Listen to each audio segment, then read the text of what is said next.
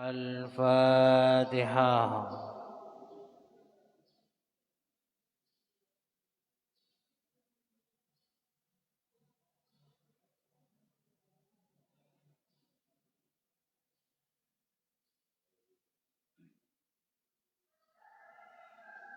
Bismillahirrahmanirrahim. Qala al-muallif rahimahullahu ta'ala wa nafa'ana bi'ulumihi fid dharain amin.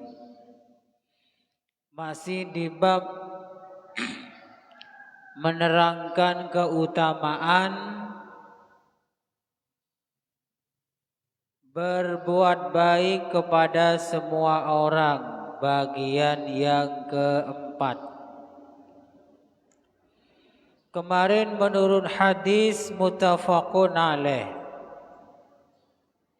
Nabi Muhammad sallallahu alaihi wasallam masih berbuat baik kepada teman-temannya Siti Khadijah. Padahal Siti Khadijah ini sudah meninggal dunia. Jadi disambung terus kebaikannya walaupun yang bersangkutan sudah meninggal dunia. Wa fi riwayatin, ini hadis yang kemarin belum selesai.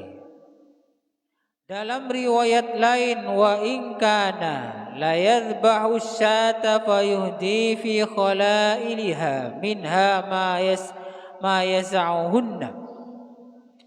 Dalam riwayat lain, ketika Nabi Muhammad sallallahu alaihi wasallam menyembelih kambing, Nabi memberikan hadiah dagingnya itu kepada bibinya Siti Khadijah.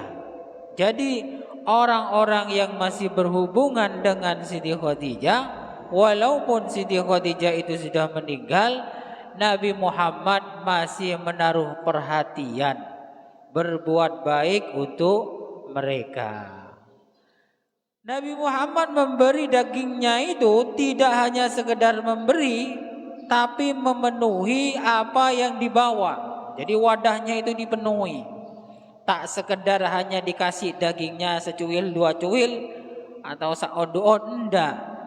Dipenuhi wadah yang dibawanya itu. Ini namanya berbuat baik kepada siapa saja, termasuk kepada orang yang berhubungan dengan istri kita. Wa fi riwayatin, dalam riwayat lain, kana idza dabaha asy-syata yaqulu. Dalam riwayat lain ini, Nabi Muhammad ini ketika menyembelih kambing berkata begini, arsilu biha ila asdiqai Khadijah.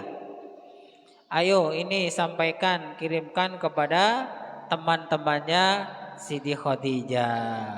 Pokoknya Khadijah terus ya. Wa fi riwayatin, dalam riwayat lain, qalat ista'zanat Halah bintu Khuwailid ukhtu Khadijah ala Rasulillah sallallahu alaihi wasallam. Dalam riwayat lain, suatu ketika Halah binti Khuwailid, saudarinya Khadijah ini, minta izin kepada Nabi Muhammad. Siti Khadijah sudah meninggal, tapi suatu ketika saudarinya yang bernama Halah ini izin kepada Nabi Muhammad untuk melakukan sesuatu. Nah, ketika izin, fa'arafa ista'zana Khadijah. Fa'arafa isti'adzana Khadijah. Kemudian Nabi Muhammad ini langsung ingat. Nah, pernah juga Siti Khadijah pernah minta izin kepada Nabi Muhammad.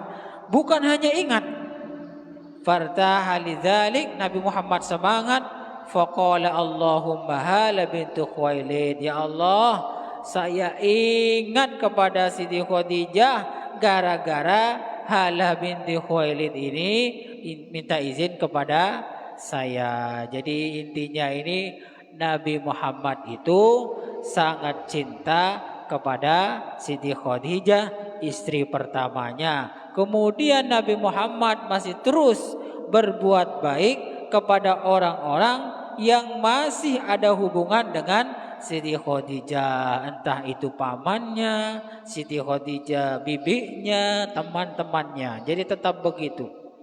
Sampai-sampai sedikit-sedikit yang berbau Siti Khadijah, langsung Nabi Muhammad ini semangat dan ingat kepada Siti Khadijah. Inilah kalau sudah cinta. Nah, orang ya, kalau mengajinya tidak begitu banyak, pasti ngomong begini, berarti Muhammad ini tidak cinta kepada Allah, Khadijah terus. Ini wes. Jadi ya, ada kadang orang kelompok-kelompok begitu itu. Jadi seolah-olah Nabi Muhammad hanya cinta kepada Allah, tidak cinta kepada istrinya. Ajaran Al-Quran, Al-Hadis hanya cinta kepada Allah dan Rasulnya. Tidak.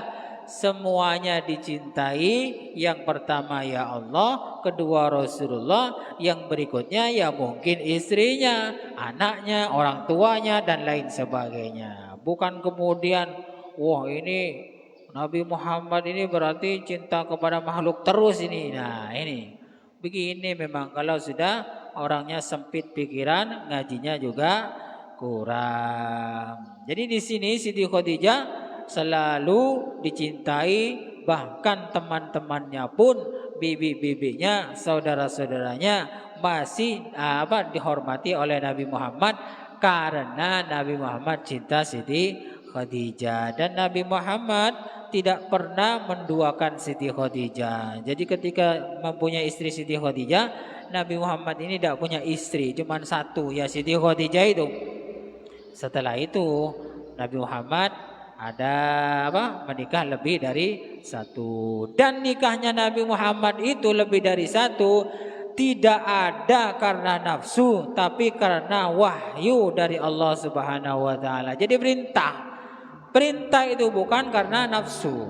Ayo Muhammad, itu kamu pernah perang dengan kelompok ini, pimpinannya wanita, atau tawanan wanita dari kelompok yang kamu perang itu, kalah, nikahi, biar umat-umatnya itu, pasukan-pasukannya biar masuk Islam. Jadi tidak ada ceritanya Nabi Muhammad itu menikah lebih dari satu itu karena nafsu, tapi karena wahyu, perintah dari Allah. Kalau kita kemudian ngomong nikah dari lebih dari satu, ngomongnya itba Rasul, sunnah Rasul, itu kayaknya ada bohong-bohongnya sedikit ya.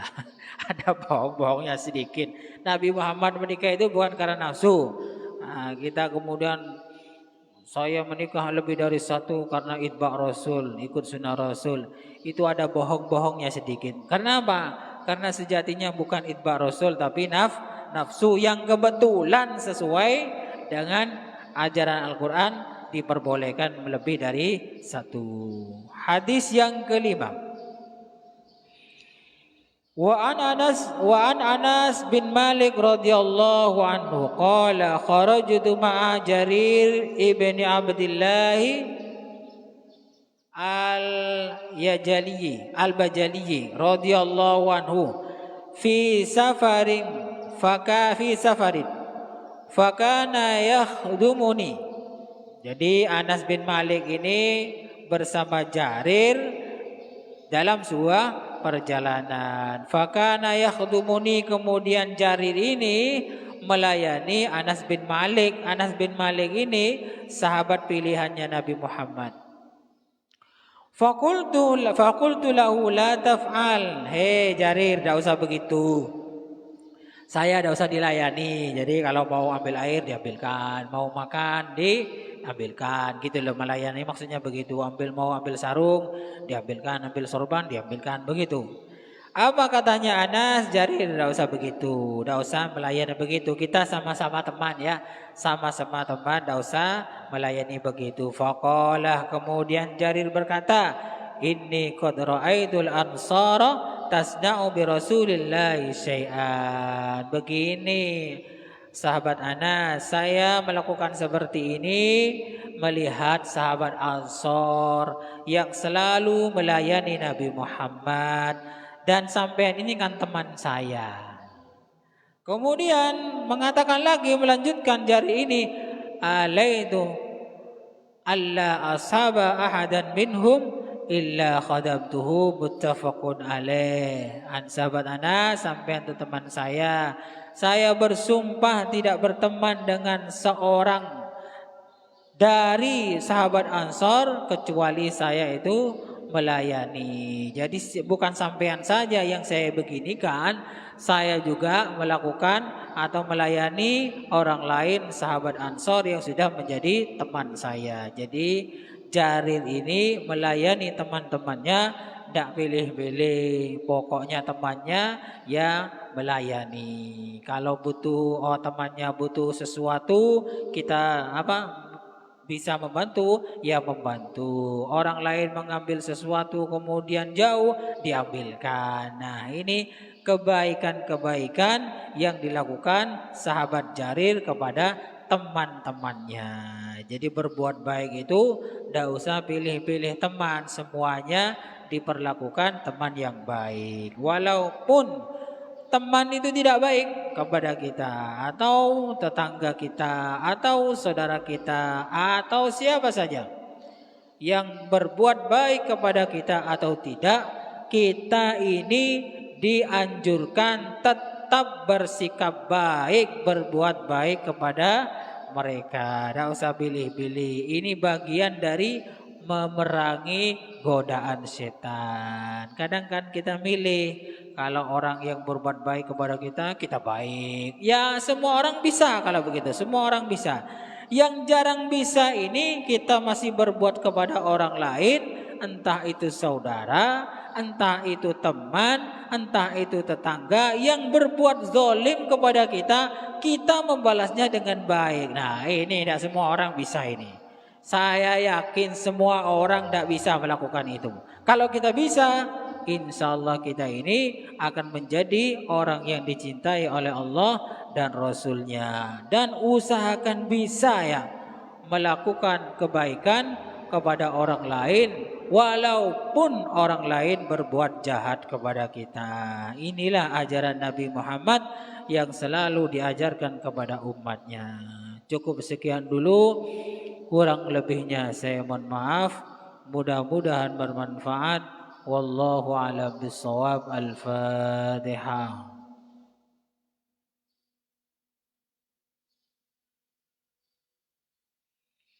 Assalamualaikum warahmatullahi wabarakatuh.